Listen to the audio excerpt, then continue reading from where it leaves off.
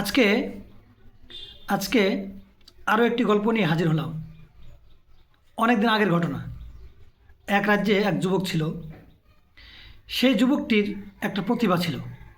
সেটা হলো যে যুবক যখন হাসতো তখন যুবকের মুখ দিয়ে ফুল ঝরতো। এটা ওই রাজ্যে প্রচার হয়ে গেল। তো প্রচার এমন প্রচার হলো যে এটা রাজার কানে পৌঁছে গেল। রাজা তখন এর সত্যতা যাচাই করার জন্য ওই যুবককে দাওয়াত করলো। যুবক আসলো। আসার পরে যুবককে বলল যে দেখি তোমার কারামতি দেখাও। তো সত্যি সত্যি যুবক যখন হাসলো তখন তার মুখ দিয়ে ফুল ঝরতে লাগলো। তো রাজা সত্যি আশ্চর্য হয়ে গেল। এরই মধ্যে রাজার ছেলের বিয়ে ঠিক হলো অন্য রাজ্যের এক রাজার রাজকন্যার সাথে। তখন রাজা চিন্তা করলো যে বিয়ের আসরে একটা চমক না দেখালে কেমন হয়। এই জন্য ওই যুবককে দাওয়াত করলো যে এই যুবককে নিয়ে গিয়ে সে বিয়ের আসরে এই কাণ্ডটা দেখাবে। তো যেই কথা সেই কাজ। এদিকে বিয়ের দিন তারিখ চলে আসলো।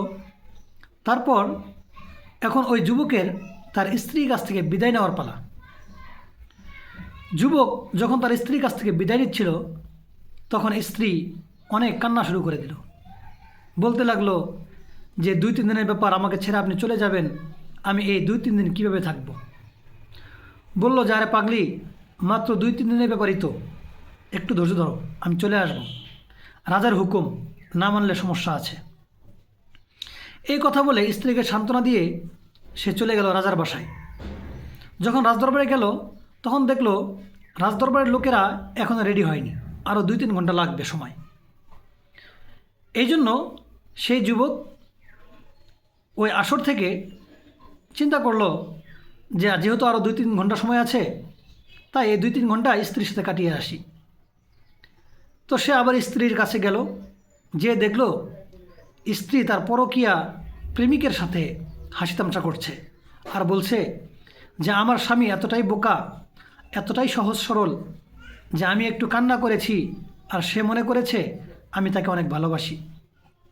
এটা দেখে সেই যুবক অনেক কান্না শুরু করে দিল, মন খারাপ করে চলে আসলো ওখান থেকে চলে এসে সে রাজার কাফেলার সাথে, বিয়ের কাফেলার সাথে রাজার সাথে চলে গেল সেই বিয়ের আসরে। এদিকে কিন্তু যুবকের মন অনেক খারাপ।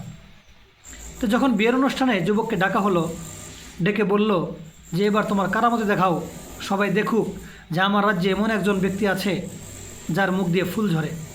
রাজা এর আগেই প্রচার করে দিয়েছে। তো এখন যখন তাকে হাসতে বলা হলো, সে আর হাসে না, অনেক কান্নাকাটি শুরু করে দিয়েছে। তখন তো রাজার মান সম্মান যায় যায় অবস্থা।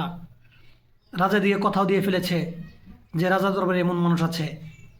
কিন্তু যুবক কিছুতেই হাসছে না, শুধু কান্নাই করে যাচ্ছে। এখন রাজা কি করবে? তখন ওই যুবককে বন্দি করতে বলা হলো। তখন রাজার যে প্রশাসন ছিল তাদেরকে বলা হলো যে এই যুবককে বন্দি করে তাকে ঘোড়ার আস্তাবলে রেখে দাও, অর্থাৎ ঘোড়ার যে গোয়াল ঘর আছে, ঘোড়া যেখানে রাখা হয় সেখানে রেখে দাও, এটাই তার শাস্তি। তো তার হাত পা বেঁধে ঘোড়ার আস্তাবলে রেখে দেওয়া হলো। তো এদিকে রাত যখন গভীর হলো তখন ওই রাজ্যের যে রাজা ছিল, যার সাথে বিয়ে ঠিক হয়েছে রাজার পুত্রের, সেই রাজকন্যা ঘোড়ার আস্তাবলে চলে এসেছে অনেক রাত্রে। ওই যুবক শুনতে পেল কার সাথে যেন কথা বলছে যে তোমার সাথে তো আমার অনেক দিনের প্রেম, অনেক দিনের সম্পর্ক, কিন্তু দেখো তুমি অনেক গরিব মানুষ, তুমি আমার বাবার ঘোড়ার আস্তাবলের চাকর, তোমার সাথে তো বাবা বিয়ে মেনে নেবে না। তো এইসব বলে যাচ্ছিল। এদিকে সে কথাগুলো শুনে ইচ্ছা মতো হাসি শুরু করলো, এমন হাসা শুরু করলো অবস্থা খারাপ। তখন লোকজন যখন জানতে পারলো যে সে হাসতেছে, শব্দ যখন বাইরে যাচ্ছে, তখন কিরে কী হলো, সে হাসছে কেন? এদিকে তার মুখ দিয়ে ফুল ঝরছে। তারপর তখন যুবককে রাজার দরবারে নিয়ে আসা হলো। রাজা জিজ্ঞাসা করলো যে আমি যখন তোমাকে হাসতে বললাম তুমি তখন কাঁদলে, আর তোমাকে যখন শাস্তি দিলাম তুমি তখন হাসা শুরু করলে, কারণ কি? তখন সে বলল, রাজামশাই, এটা যদি বলতে যাই তাহলে আপনার ক্ষতি হয়ে যাবে। তখন রাজা বলল যে না, তুমি বলো কি হয়েছে। তো রাজা তো ছাড়ছেই না, আর সে বলতে চাচ্ছে না। তারপরেও রাজা যখন বলছে বলতেই হবে, তখন তো বলাই প্রয়োজন।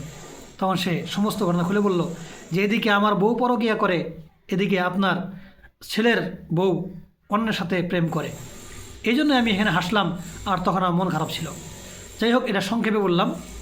এখন কথা হলো যে আসলে ভাই, কষ্ট সমস্যা সবার জীবনে থাকবে। এই জন্য নিজের জীবনকে অভিশাপ দিয়ে নিজের জীবনকে থামিয়ে রাখলে চলবে না। জীবনকে নিজের গতিতে চলতে দিতে হবে। এই জন্য সকল সমস্যার সমাধান করতে হবে, সমাধান করে চলতে হবে, মন খারাপ করে থাকলে হবে না। ধন্যবাদ সবাইকে।